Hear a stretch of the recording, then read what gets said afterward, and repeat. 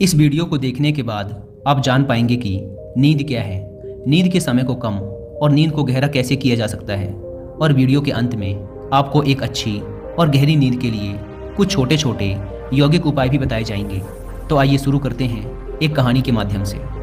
एक बार एक अमीर इंसान एक बौद्ध भिक्षु के पास जाता है और कहता है, मुनिवर, मैं अपनी नींद से बहुत परेशान हूँ। बहुत कोशिश करने के बाद भी मैं देर रात तक सो नहीं पाता और रात में सोने से पहले मेरे मन में दुनिया भर के विचार चलते रहते हैं और जब मुझे नींद भी आ जाती है तो मैं पूरी रात करवटें बदलता रहता हूँ और जब सुबह नींद खुलती है तो मुझे कुछ अच्छा महसूस नहीं होता। मैं खुद को थका हुआ और अशांत महसूस करता हूँ। कृपया आप मेरी इस समस्या का कुछ समाधान बताएं। बौद्ध भिक्षु ने कहा, इससे पहले कि मैं तुम्हारी समस्या का समाधान बताऊं, मैं तुम्हें गौतम बुद्ध की गहरी नींद के रहस्य के विषय में एक छोटी सी कहानी सुनाना चाहता हूं। उस इंसान ने कहा, जैसी आपकी इच्छा मुनिवर।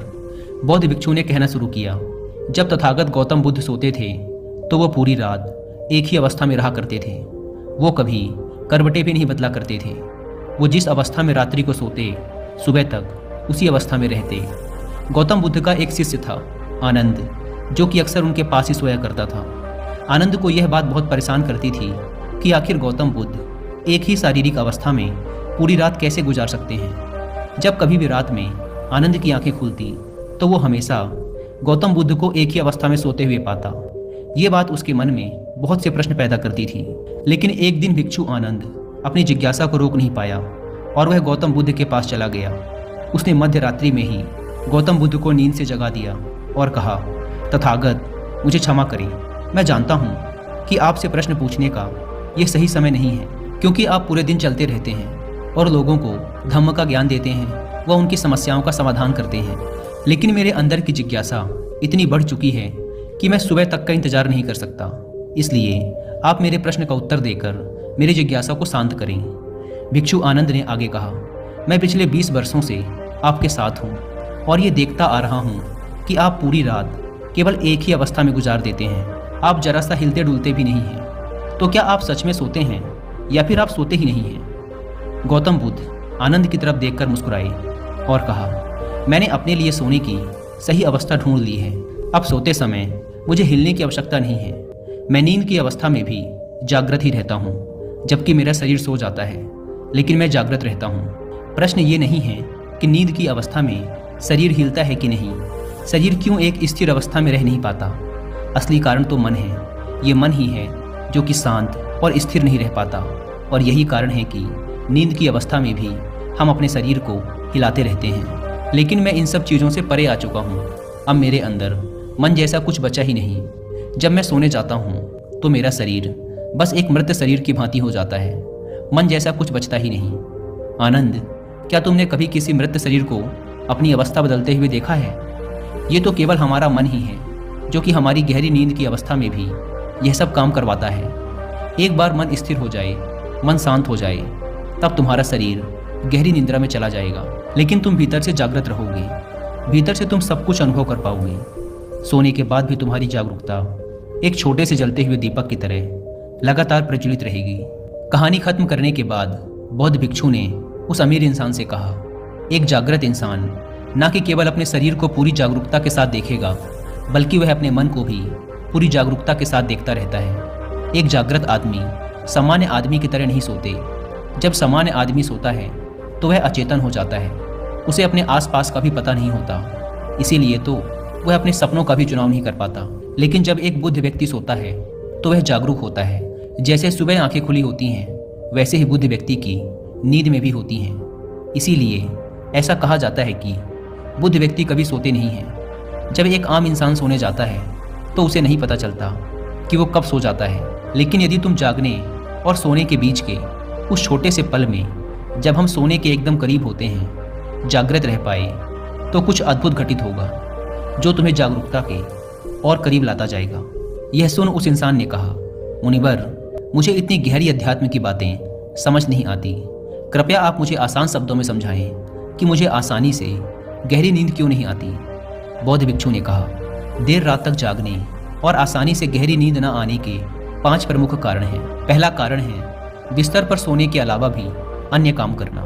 जैसे कि बहुत से लोगों की आदत होती है कि वो बिस्तर पर ही खाना खा लेते हैं, बिस्तर पर ही पढ़ाई करने बैठ जाते हैं और ऐसे ही बहुत से काम वो अपने शयन कक्ष में ही करते हैं। शयन कक्ष का अर्थ ही होता है सोने की जगह, लेकिन लोग इसे अन्य कामों के लिए भी प्रयोग करते हैं, जिससे हमारे मस्तिष्क में शयन कक्ष का एक निश्चित अर्थ नहीं रह जाता। इसीलिए फिर जब हम बिस्तर में सोने जाते हैं तो हमारा मन पूर्ण रूप से इस बात को स्वीकार नहीं कर पाता कि अब हमें सोना है, क्योंकि आपने इसकी उसी जगह पर अन्य कामों को करने की आदत डाल दी है। दोस्तों, अगर आज के समय के अनुसार बात करें तो हम फ़ोन भी बिस्तर पर लेट कर ही चलाते हैं, ऑफिस का काम भी बिस्तर पर ही करते हैं, चाहे मूवी देखना हो, खाना खाना हो, वीडियो गेम खेलना हो या गप्पे मारना हो। आजकल लोग अपना अधिकतर समय बिस्तर पर यूं ही लेटे लेटे गुजार देते हैं, जिसकी वजह से हमारे मन में बिस्तर अब सिर्फ एक सोने की जगह नहीं रही।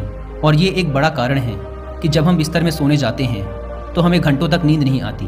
बौद्ध भिक्षु ने आगे कहा, बौद्ध आश्रमों में एक भिक्षु सुबह सोकर उठते ही अपने बिस्तर का त्याग कर देता है और फिर वो दोबारा रात में सोने के वक्त ही बिस्तर पर वापस जाता है, जिससे उसके मस्तिष्क को पता है कि बिस्तर में आने का अर्थ है गहरी निद्रा में जाना। गहरी और आरामदायक नींद न आने का दूसरा कारण है सोने के एक निश्चित समय का निर्धारित न होना। बौद्ध भिक्षु ने कहा, अगर तुम सुबह जल्दी और पूरी नींद लेकर उठना चाहते हो तो तुम्हें रात को जल्दी और एक निश्चित समय पर सोने की आदत डालनी होगी। बौद्ध आश्रमों में रहने वाले भिक्षु हमेशा ही एक निश्चित समय पर सोने से कुछ घंटे पहले हल्का और आसानी से पचने वाला भोजन ग्रहण करते हैं और रोज रात एक निश्चित समय पर सोने चले जाते हैं। तो इस तरीके से वो एक निश्चित दिनचर्या का पालन करते हैं। दोस्तों, अगर हम अपनी आज की लाइफ स्टाइल की बात करें तो अधिकतर लोगों का ना तो सोने का समय फिक्स है और ना ही उठने का, और ना ही वो इस बात का ध्यान रखते कि रात का खाना हल्का और ज़रूरत से थोड़ा कम होना चाहिए, बल्कि उनका तो मेन खाना ही रात को होता है। एंड के दिन वो देर रात तक जागते हैं क्योंकि अगले दिन कोई काम नहीं है। अगर रात में मूवी देखनी शुरू कर दी तो चाहे कितनी ही रात हो जाए, मूवी पूरी करने के बाद ही सोने जाएंगे। समय और जीवन में कोई सामंजस्य और नियंत्रण ही नहीं है। और फिर यही वो लोग हैं जो अगले दिन अधूरी नींद के साथ उठते हैं और पूरे दिन अशांत और थका हुआ महसूस करते हैं। यौगिक संस्कृति में नींद को एक चमत्कारी दुनिया कहा जाता है। अगर आप नींद को समझ गए तो आप नींद में अपने अंदर बहुत कुछ बना भी सकते हैं, और अगर नहीं समझे तो बिगाड़ भी सकते हैं। बौद्ध भिक्षु ने आगे कहा, गहरी नींद ना आने और सुबह उठने पर अच्छा महसूस ना करने का तीसरा कारण है सोने से पहले नकारात्मक विचारों के बारे में सोचना। आप जैसे विचारों के बारे में सोचते हुए सोते हैं, सुबह आँख खुलते ही आपके मन में सर्वप्रथम वैसे ही विचार आते हैं। इसलिए जब आप नकारात्मक विचारों के साथ सोते हैं तो सुबह आप उन्हीं के साथ उठते भी हैं। बिस्तर में लेटे हुए जब हम बिल्कुल सोने ही वाले होते हैं तब हमारा अचेतन मन सबसे ज़्यादा सक्रिय होता है, और इस समय जैसे विचार हम अपने अंदर पैदा कर रहे होते हैं, हमारा अचेतन मन सीधे उन विचारों को ग्रहण कर लेता है और उन्हें वास्तविकता में लाने की कोशिश करता है। हमारा अचेतन मन अच्छे और बुरे विचारों में चुनाव नहीं कर सकता। इसे ये नहीं मालूम कि हमारे लिए क्या अच्छा है और क्या बुरा। ये तो बस प्राप्त सूचनाओं पर काम करना शुरू कर देता है। इसीलिए हमें सोते वक्त अपनी समस्याओं और नकारात्मक विचारों के बारे में सोचने की बजाय उन अच्छी चीज़ों और कामों के बारे में सोचना चाहिए जिन्हें हम अपनी ज़िंदगी में पाना चाहते हैं। हमेशा ही रात में सोने से पहले और सुबह उठने के बाद उन चीज़ों के बारे में विचार करें जो आपकी ज़िंदगी में एक सकारात्मक बदलाव ला सकती हैं। अच्छी और गहरी नींद ना आने का चौथा कारण है गलत तरीके से सोना। बौद्ध भिक्षु ने कहा, तुमने सुना होगा कि भारत में अक्सर कहा जाता है कि उत्तर दिशा की तरफ सिर करके मत सोना।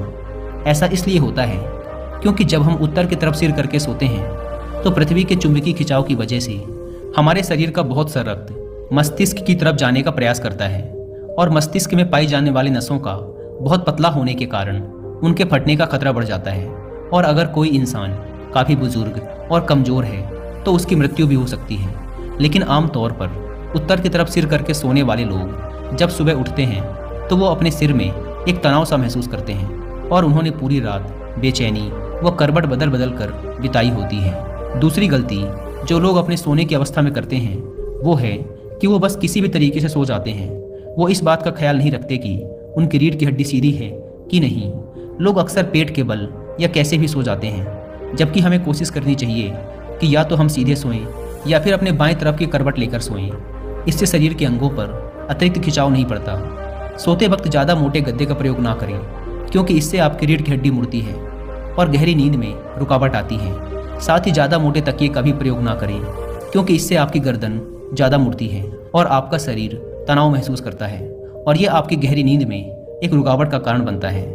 देर रात तक नींद न आने और रात भर नींद में बेचैन रहने का 5वां कारण है बहुत अधिक मात्रा में और देर से पचने वाले भोज्य पदार्थों का सेवन करना। अगर आप रात में भारी और अत्यधिक तेल युक्त पदार्थों का सेवन करते हैं तो इससे हमारी नींद में भी व्यवधान पड़ता है, क्योंकि इन पदार्थों को पचने में काफ़ी ज़्यादा समय और ऊर्जा लगती है।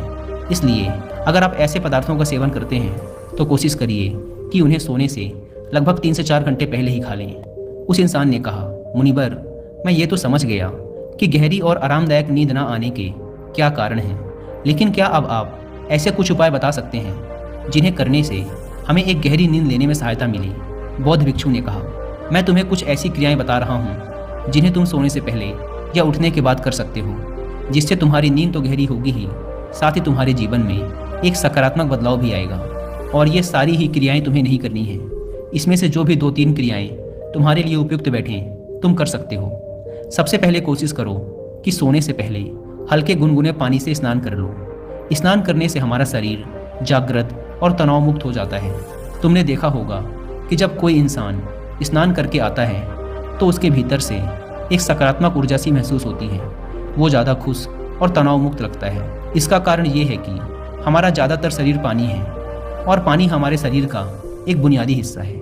सोने से पहले हो सके तो अपने शयन कक्ष में किसी जैविक तेल और रुई का बना हुआ दीपक जलाएं। इससे आसपास के वातावरण में सकारात्मकता आती है। सोने से पहले थोड़ा सा पानी पीकर जाएं, इससे आपको काफ़ी मदद मिलेगी। जब आप बिस्तर में जाएं तो सोने से पहले कुछ मिनटों तक ध्यान करें और हर उस चीज़ के लिए आभार व्यक्त करें जो आपके पास है, या फिर आप अपने दिन के उन सभी अच्छे कामों के बारे में भी सोच सकते हैं जो आपने आज किए हैं। सोने से पहले एक बार इस बात को याद करें कि आप नासवान हैं, आप आज ही मर सकते हैं। ऐसा सोचने से आप अपनी छोटी छोटी समस्याओं से परेशान रहना छोड़ देते हैं। जब सुबह सोकर उठें तो अपने दोनों हाथों को आपस में रगड़कर अपनी आंखों में रखें। इससे आपका शरीर जागृत हो जाता है और हमेशा ही दाईं ओर की करवट के साथ सोकर उठें। हमेशा रात को जल्दी सोने की कोशिश करें, जिससे आप सुबह जल्दी और अपनी पूरी नींद लेकर उठ सकें। तो ये थे कुछ तरीके जिनके प्रयोग से तुम अपनी नींद को गहरा और आरामदायक बना सकते हो। उस इंसान ने बौद्ध भिक्षु को